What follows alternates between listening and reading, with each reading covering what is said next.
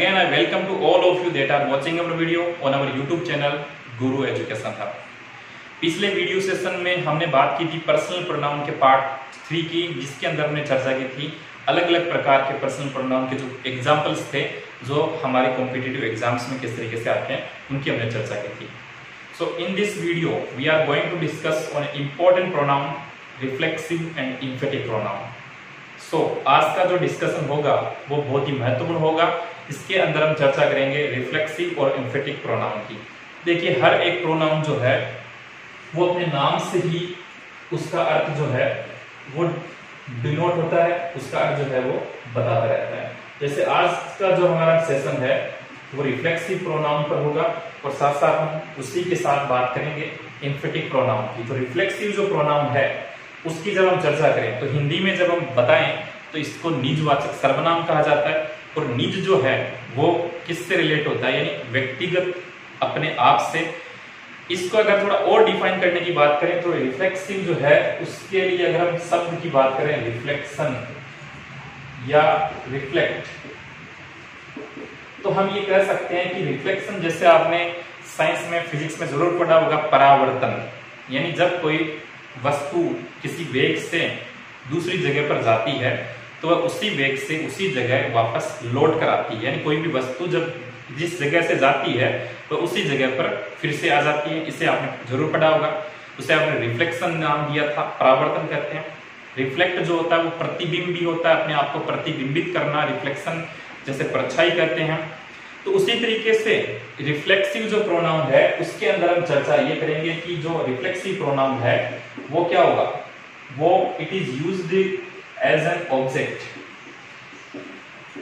Of an subject.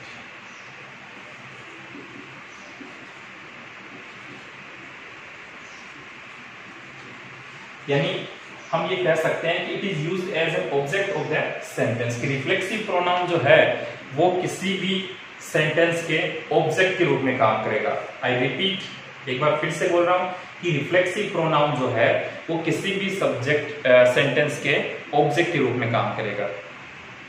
So I repeat, reflexive pronoun किसी भी sentence के ऑब्जेक्ट के रूप में काम करेगा। सो वी कैन से, हम ये कह सकते हैं कि रिफ्लेक्सिव प्रोनाउन के अंदर हम ये कहेंगे कि हमारा जो सब्जेक्ट और जो ऑब्जेक्ट होगा वो दोनों क्या होंगे, सेम होंगे, यानी एक ही व्यक्ति के लिए होंगे। जब हम हिंदी में चर्चा करते हैं, जैसे सामान्यतः जनरल इंग्लिश में हम बात करते हैं तो हम ये अक्सर देखते हैं कि सब्जेक्ट और ऑब्जेक्ट एक नहीं होते हैं। जिसमें अगर कुछ एग्जांपल्स की बात करूं तो मैं कहता हूं कि आई सा हिम, मैंने उसको देखा। सी किल्ड हर, उसने उसको मारा। आई ईट आइसक्रीम, मैं आइसक्रीम खाता हूं।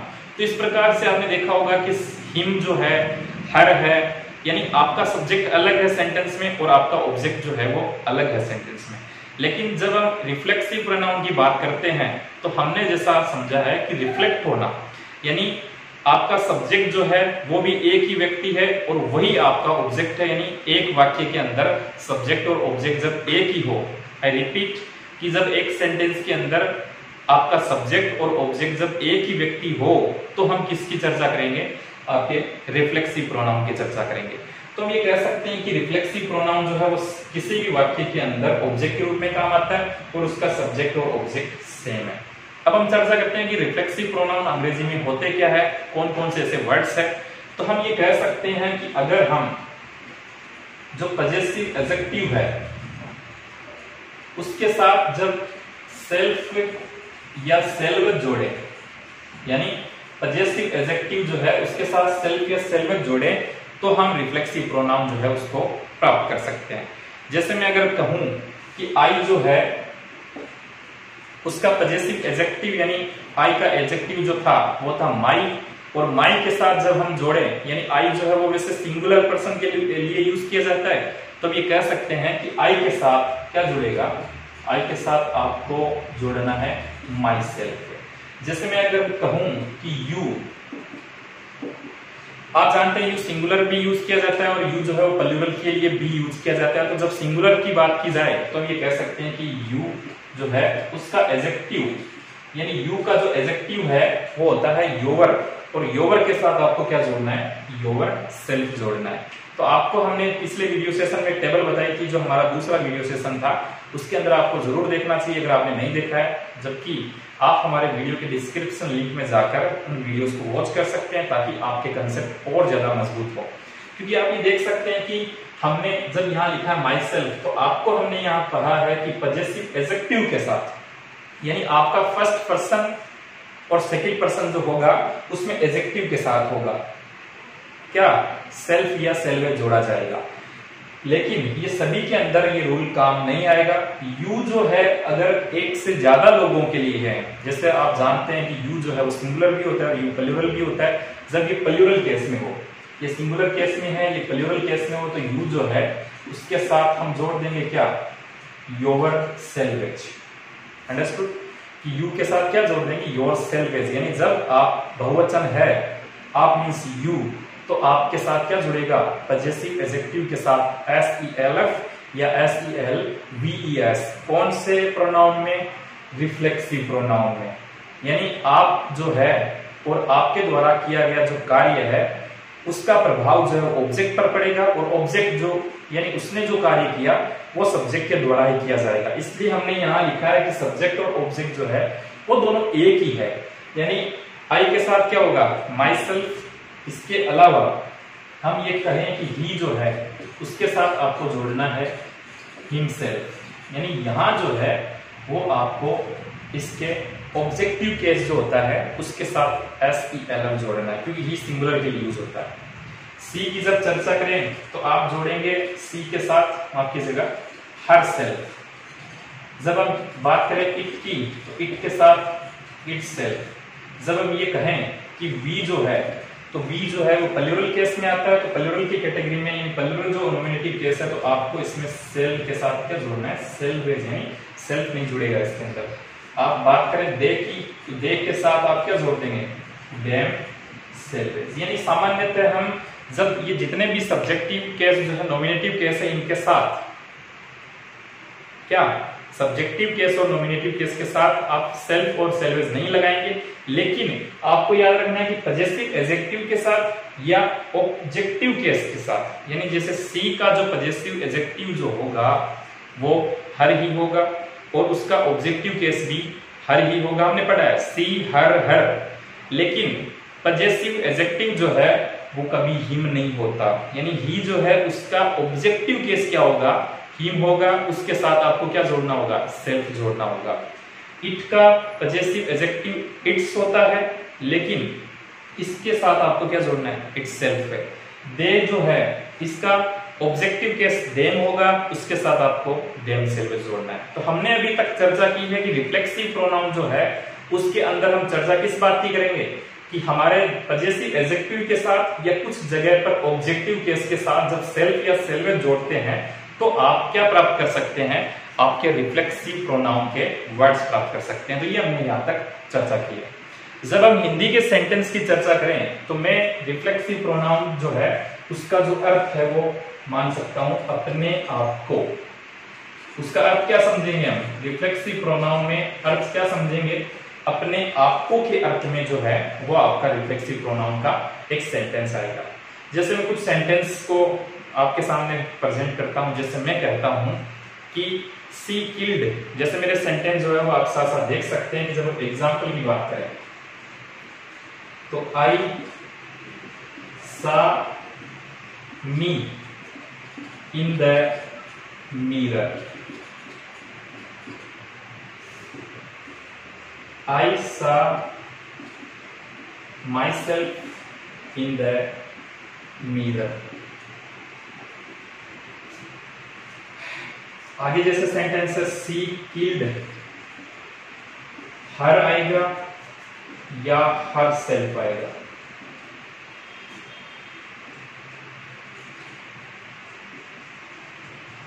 दे quarreled among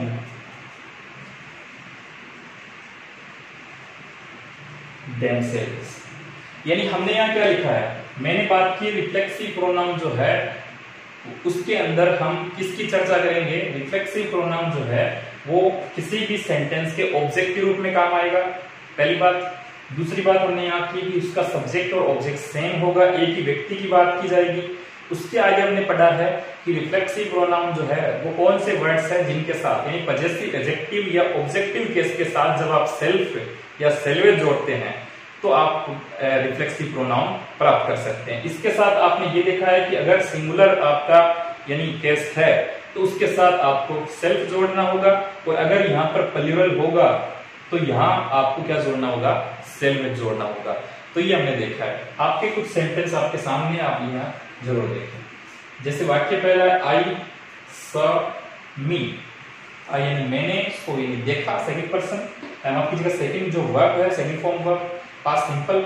मी यानी मैंने मुझे देखा, मैंने मुझे देखा इन द मिरर यानी दर्पण में, कांच में, तो मैंने दर्पण में मुझे देखा। तो इस प्रकार के सेंटेंस में आपको यहाँ ध्यान देना है कि आपका जो यहाँ पर ऑब्जेक्टिव केस के रूप में आने वाला मी जो है वो गलत होगा, बिकॉज जब हम इस सेंटेंस में जब बात रिफ्लेक्सिव प्रोनाउन की करेंगे तो हम यहाँ चर्चा किसकी करेंगे, हम चर्चा करेंगे हमारे ऑब्जेक्टिव के साथ सेल्फ या सेल्फ में जुड़े हुए शब्दों की। तो ऐसा मैंने देखा, माई सेल्फ यानी अपने आप को, यानी रिफ्लेक्सिव प्रोनाउन का जो अर्थ है वो आपको ये बता रहा है कि वाक्य के हिंदी के अर्थ के रूप में आप हिंदी में ये क्या यूज करेंगे, अपने आप को। तो ऐसा my self in the mirror यानी मैंने अपने आप को किस में देखा, दर्पण में यानी कांच में देखा। सी किल्ड हर या हरसेल्फ, यानी यहां सेंटेंस है कि सी यानी उसने, किल्ड यानी मारा, हर यानी उसे। तो यहां पर आपका सही क्या होगा, हर होगा या हरसेल्फ होगा? बिल्कुल सही सोच रहे हैं, लेकिन कई जो ये सोचें कि सर यहाँ हर भी आ सकता है, लेकिन हर कौन सी कंडीशन में आएगा, जब सेंटेंस का सब्जेक्ट और ऑब्जेक्ट दोनों अलग अलग हो और उसके बारे में हमें चर्चा में पता हो कि हमारा नाउन जो है उसके बारे में हमें आइडेंटिफाई कर सकें कि यहाँ ये जो सी है वो अलग केस में और ये हर अलग केस में। लेकिन हम बात कर रहे हैं रिफ्लेक्सिव प्रोनाउन की, तो ये कह सकते हैं कि यहाँ जो सी आया है वो आपका सब्जेक्टिव केस है, लेकिन यहाँ हर जो है वो ऑब्जेक्टिव केस है, लेकिन किससे मारा उसने ये हमें यहाँ पता नहीं है। सेंटेंस के रूप में हो सकता है कि अगर दो अलग अलग फेमिनाइन जेंडर की बात करते हैं तो ये सही है, लेकिन हम यहाँ बात कर रहे हैं रिफ्लेक्सिव प्रोनाउन की, तो उसने मारा, किसको मारा, स्वयं को, यानी अपने आप को।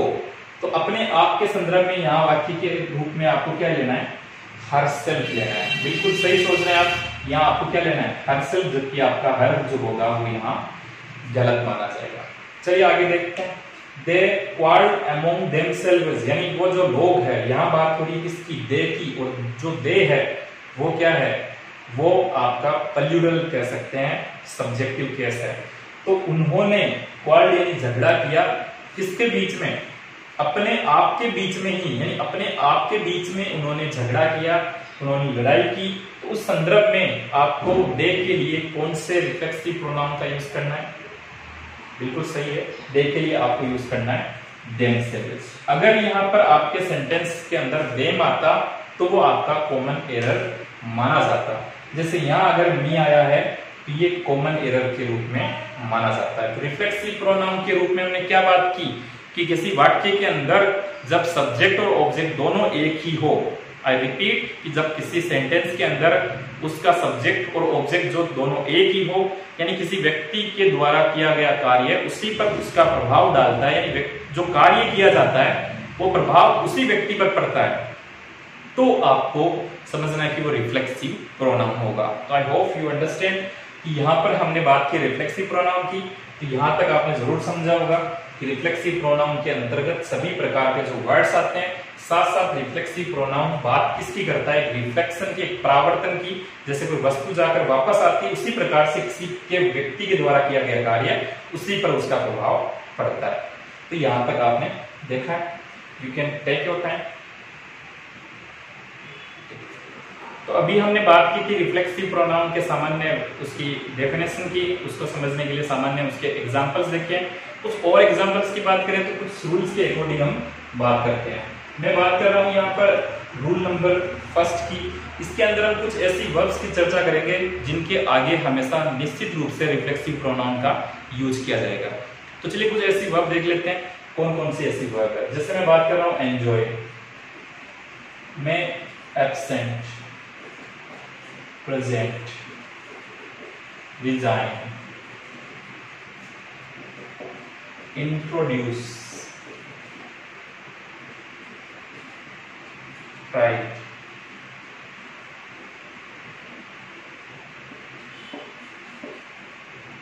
अवेल,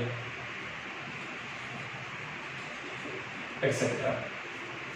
यानी ये ऐसी वर्ब है, इन वर्ब्स के साथ आपको निश्चित रूप से, यानी इनके आगे हम अगर बात करें तो आपको रिफ्लेक्सिव प्रोनाउन जो है उसका निश्चित रूप से यूज किया जाएगा। यहाँ पर आरपी का मतलब रेसिप्रोकल नहीं है, जबकि रिफ्लेक्सिव प्रोनाउन है। कुछ एग्जांपल्स की बात करते हैं। जैसे मैं अगर कहूं कि सी एब्सेंटेड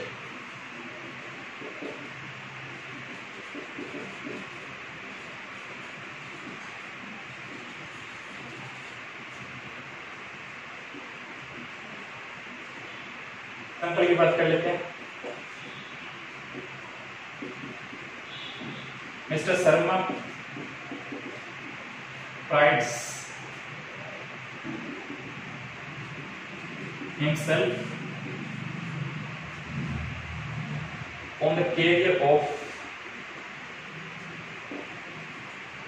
their sons। तीसरा एग्जाम्पल देख लेते हैं। जैसे मैं लिखूं कि आई एंजॉय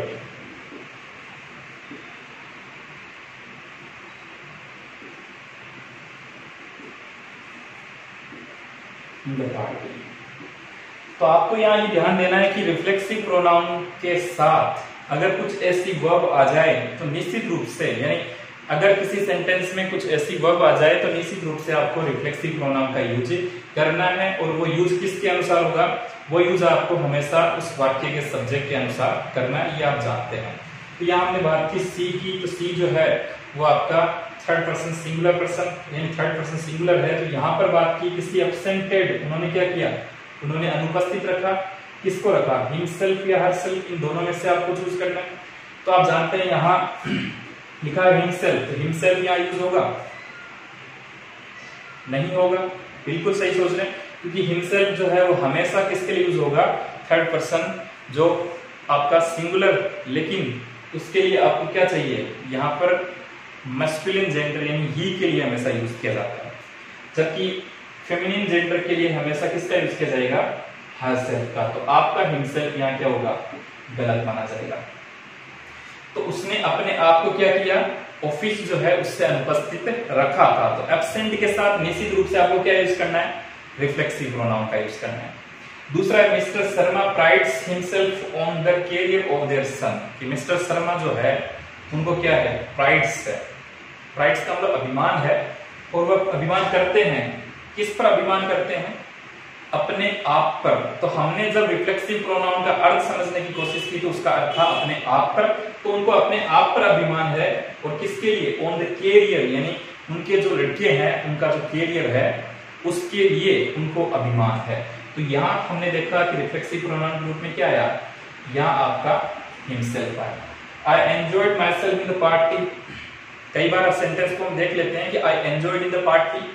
तो I enjoyed in the party, अगर इसके अंदर माई सेल्फ नहीं हो तो ग्रामेटिकली अगर हम प्रोपोजिशन में देखें तो आपका सेंटेंस गलत माना जाता है, क्योंकि आपने आनंद लिया, आपने पार्टी में आनंद लिया। तो पार्टी में आनंद किसके संदर्भ में लिया, यानी किसका लिया आपने आनंद? तो आप कह सकते हैं कि मैंने अपने आप में, मैंने खुद ने पार्टी में बहुत ज्यादा आनंद लिया। तो आई एंजॉयड माई सेल्फ, यानी अपने आप का, अपने आप के साथ पार्टी में बहुत ज्यादा आनंद लिया। तो ये आपको यहाँ पर माई सेल्फ यानी रिफ्लेक्सिव प्रोनाउन जो उसको ऐड करने के लिए जोड़ने का काम करता है। तो हम देख सकते हैं कि कुछ ऐसे वर्ब जिनके साथ रिफ्लेक्सिव प्रोनाउन आपको निश्चित रूप से ही क्या करना पड़ेगा? जोड़ना पड़ेगा। तो ये आपको वर्ब यहाँ जरूर देखना चाहिए। You can take your time. तो चलिए आगे हम चर्चा कर लेते हैं रिफ्लेक्सिव प्रोनाउन की। आगे हम दूसरे प्रोनाउन पर आते हैं, और वो जो हमारा प्रोनाउन था वो था इंफेटिक प्रोनाउन। कौन सा प्रोनाउन है? इंफेटिक प्रोनाउन। जो इंफेटिक, जैसे हमने अभी तक चर्चा की है कि जितने भी जो प्रोनाउन है वो अपने नाम से ही उसको डिफाइन करने का काम कर रहे हैं। तो एम्फेटिक जो प्रोनाउन है उसमें एक वर्ब है एम्फेसाइज, और एम्फेसाइज जो वर्ब है उसका अर्थ होता है दबाव डालना या जोर डालना। तो उसी प्रकार से हम ये कह सकते हैं कि एम्फेटिक जो प्रोनाउन है, जैसे हमारा एक वर्ब जो एम्फेसाइज है, तो एम्फेसाइजिंग वर्ब या एम्फेसाइजिंग वर्ड्स, ऐसे शब्द जो किसी भी सब्जेक्ट पर, यानी बात किसकी करेंगे, ये दबाव किस पर डालेंगे, सब्जेक्ट पर, यानी जब किसी सब्जेक्ट पर प्रेशराइज करने का काम किया जाएगा, वो शब्द जो है वो आपके एम्फेटिक प्रोनाउन की श्रेणी में रखे जाएंगे। तो मैं आपको बता दूं कि एम्फेटिक जो है और रिफ्लेक्सिव प्रोनाउन जो है वो दोनों के वर्ड्स जो है वो सेम होंगे, और वो कौन से होंगे, अभी जो हमने एग्जांपल के रूप में देखा था कि दोनों सेम होंगे। यानी आप आई के लिए माई सेल्फ लेते हैं, यू के लिए आप योर सेल्फ या योर सेल्व्स लेते हैं, वी के लिए आपने आवर सेल्व्स लिया था क्योंकि सिंगुलर नहीं, ये प्लूरल कैटेगरी में रखे जाते हैं, और ही के साथ आपने हिमसेल्फ, हर सेल्फ, सी के साथ, इट के साथ हम लेते हैं इटसेल्फ, और दे के साथ हमने लिया था देमसेल्व्स। तो हमने एम्फेटिक प्रोनाउन में क्या समझा है कि एम्फेटिक प्रोनाउन वह प्रोनाउन है जो अपने सब्जेक्ट पर ही प्रेशराइज करता है, सब्जेक्ट पर जोर डालने का काम करता है। इसलिए हम इस प्रकार के प्रोनाउन में हम कह सकते हैं कि जब व्यक्ति खुद ही, यानी रिफ्लेक्सिव में प्रेशराइज नहीं किया जाता, रिफ्लेक्सिव में प्रेशराइज नहीं किया जाता, जबकि एम्फेटिक में अपने आप पर क्या होता है, जोर डाला जाता है। इसलिए हम कह सकते हैं खुद ही या अपने आप को के संदर्भ में जब कहें तो रिफ्लेक्सिव होगा, लेकिन खुद ही जब अपने आप पर कोई काम करने का यानी दबाव डालता है तो वो जो है वो आपका कौन सा होगा, एम्फेटिक प्रोनाउन की श्रेणी में रखा जाएगा। चलिए कुछ एग्जांपल देख लेते हैं। जैसे मैं बात करता हूं कि कुछ एग्जांपल्स के तौर पर कि मैंने खुद ने गली में उस चोर को देखा था, मैंने खुद ने वहां जाने की तैयारी की थी। इस तरीके के सेंटेंस में, मैं खुद ही उस जगह जाऊंगा। तो इस प्रकार के सेंटेंस में जब आप अपने आप पर प्रेशराइज करते हैं तो इस प्रकार के जो वाक्य है वो आपको एम्फेटिक प्रोनाउन की श्रेणी में रखे जाएंगे। जैसे मैं अगर सेंटेंस लिखता हूं यहाँ पर, तो आपको याद ये रखना है कि एम्फेटिक जो प्रोनाउन है वो सब्जेक्ट के तुरंत बाद, यानी तुरंत बाद जो आएंगे वो आपके क्या होंगे, सब्जेक्ट के ठीक बाद आपको एम्फेटिक प्रोनाउन है वो रखने हैं। जैसे एग्जांपल्स की चर्चा करते हैं, ये सभी एग्जांपल थे, कुछ आगे एग्जांपल देख लेते हैं, ये सभी वर्ड्स के रूप में। जैसे मैं अगर कहूं कि दे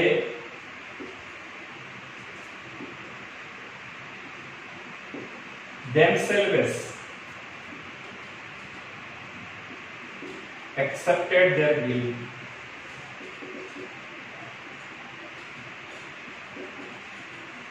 दे यानी उन्होंने, फिर उन्होंने किसने, उन्होंने खुद ने ही, यानी दे themselves, यानी आपको जब हम डिफरेंशिएट करते हैं कि रिफ्लेक्सिव और एम्फेटिक प्रोनाउन जो उनमें अंतर क्या है, तो ये कह सकते हैं कि आपका रिफ्लेक्सिव प्रोनाउन जो है वो ऑब्जेक्ट की जगह का आता है। किसकी जगह आता है, ऑब्जेक्ट की जगह, जबकि एम्फेटिक जो प्रोनाउन है वो आपको ठीक सब्जेक्ट के तुरंत बाद देखने को मिलेगा। आप सामान्य अंतर ये समझ सकते हैं कि एम्फेटिक जो प्रोनाउन है वो सब्जेक्ट के तुरंत बाद काम में लिए जाएंगे। जैसे सेंटेंस है कि दे यानी उन्होंने, themselves यानी खुद ने ही क्या किया, एक्सेप्टेड यानी स्वीकार किया, या कन्फेस करना होता है। जैसे अपराध को स्वीकार करने के लिए अक्सर हम कन्फेस यूज करते हैं, तो कन्फेस भी यूज कर सकते हैं। देयर गिल्ट्स का मतलब होता है अपने दोषों को, अपनी गलतियों को, अपने अपराधों को, अपने क्राइम्स को। तो उनकी गलतियां जो है, उनके गिल्ट्स जो है, दोष है, उन्होंने खुद नहीं क्या कर लिए, स्वीकार कर लिए। तो ये एक सेंटेंस है सामान्य। दूसरा सेंटेंस जैसे he himself hanged on, he यानी उसने, आगे है himself यानी खुद ने ही, हैंड ऑन का मतलब फांसी लगाई थी। हैंड ऑन का जो अर्थ मतलब होता है आपका, हम कह सकते हैं फांसी पर लटकाना, यानी उसने अपने आप को ही क्या कर लिया, फांसी पर लटका दिया। तो यहाँ पर हम ये कह सकते हैं कि इसके अंदर सब्जेक्ट जो है और उसके अंदर जो ऑब्जेक्ट है वो दोनों अलग है, लेकिन जब बात प्रेशराइज करने की होगी, यानी जब आप अपने आप पर दबाव डालते हैं, तो इस प्रकार के सेंटेंस के अंदर आपको क्या करना है, आपको माफ कीजिएगा एम्फेटिक प्रोनाउन जो है उसका यूज करना है। कुछ एग्जांपल्स और देख लेते हैं।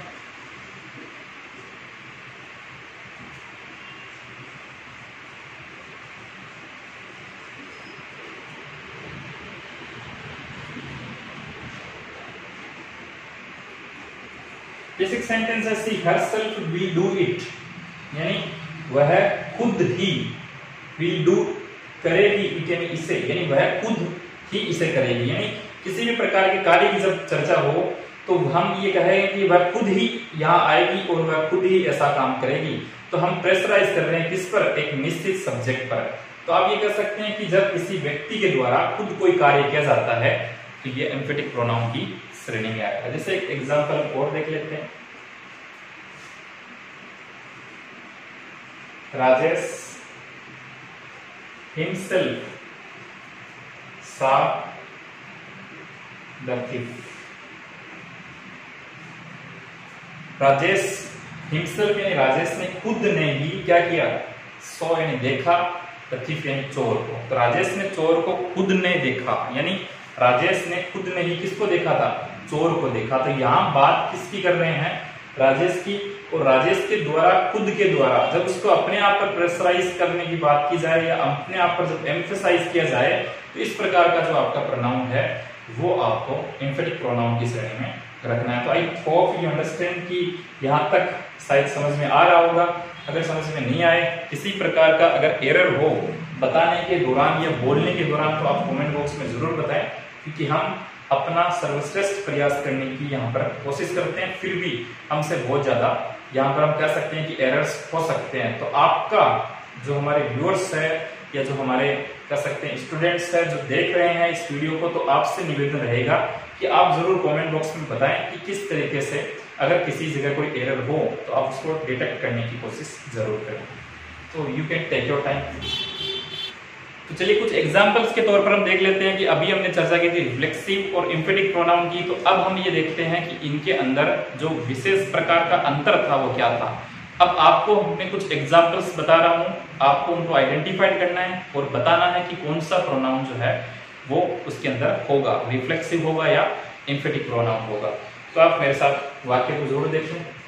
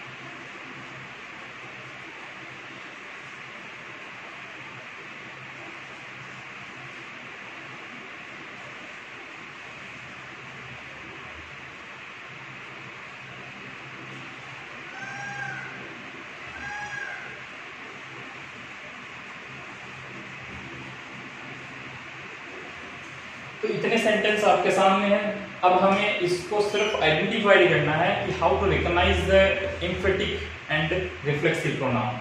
इनमें आपको ध्यान देना है कि आपको ये बताना है इसके अंदर कौन सा प्रोनाउन होगा। हालांकि जब हम कंप्लीट कर लेंगे प्रोनाउन का जो सेक्शन, तो उसके बाद हम एक प्रोनाउन का एक क्वेश्चन सेट लेकर आपके सामने जरूर आएंगे। उसके अंदर हम कुछ कॉम्पिटिटिव एग्जाम्स में आने वाले बहुत सारे क्वेश्चंस देखेंगे और आपको वहां पर फाइंड आउट करना है कि हमने इसके अंदर कौन सी एरर ढूंढनी है और उनमें कौन सा क्वेश्चन सही होगा। तो यहां बात कर लेते हैं सी हर्ट हरसेल्फ। यहां देखिए इसके अंदर आपको ये ढूंढना है कि कौन सा प्रोनाउन। तो सी यानी उसने हर्ट यानी चोट पहुंचाना, हर्ट जो है आहत करना। तो आप ये कह सकते हैं कि सब्जेक्ट के साथ आगे क्या है, वर्ब है, और वर्ब के आगे क्या है, ऑब्जेक्ट है। तो आपने क्या देखा था कि सब्जेक्ट, वर्ब और ऑब्जेक्ट, यानी जब आपका सब्जेक्ट और जब आपका ऑब्जेक्ट दोनों एक ही व्यक्ति के लिए आए तो उस समय हम किसकी चर्चा करेंगे, रिफ्लेक्सिव प्रोनाउन की बात करेंगे। तो आप ये कह सकते हैं कि जैसे उसने अपने आप को ही आहत किया, चोट पहुंचाई, तो आपका ये जो प्रोनाउन है वो कौन सा होगा, रिफ्लेक्सिव प्रोनाउन होगा। रिफ्लेक्सिव प्रोनाउन की श्रेणी में आएगा। He himself posted the letter.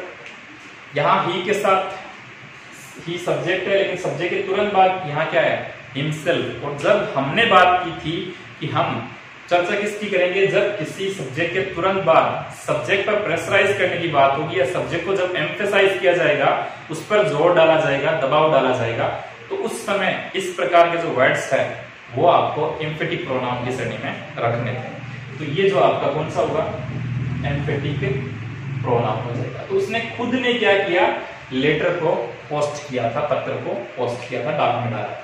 My brothers quarrel among themselves, कि मेरे जो भाई है वो आपस में ही अपने आप में ही क्या करते हैं, झगड़ा करते थे। यहाँ वर्ब की जगह की बात पास सिंपल की हो रही है, तो झगड़ते रहते थे, अपने आप से झगड़ते थे। तो अपने आप को या अपने आप के लिए यहाँ पर क्या आया था, themselves। तो यहाँ हम समझ सकते हैं कि ये आपके इस ऑब्जेक्ट के रूप में आया है, इसलिए आपको यहाँ पर कौन सा मानना है, रिफ्लेक्सिव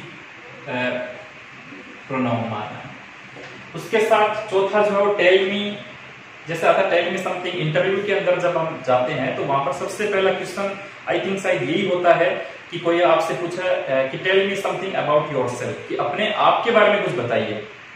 तो उस समय हम अपने बारे में बताते हैं, और अपने बारे में जैसे इस वाक्य की शुरुआत कहां से हुई है, इस सेंटेंस के अंदर सेंटेंस की जो शुरुआत है वो वर्ब की फर्स्ट फॉर्म से। तो आप सोच रहे हैं कि सर यहाँ पर योरसेल्फ क्यों है, यहाँ पर तो हिमसेल्फ भी आ सकता है, अवरसेल्फ भी आ सकता है, देमसेल्व्स भी आ सकता है, तो ये ऐसा क्यों नहीं आया।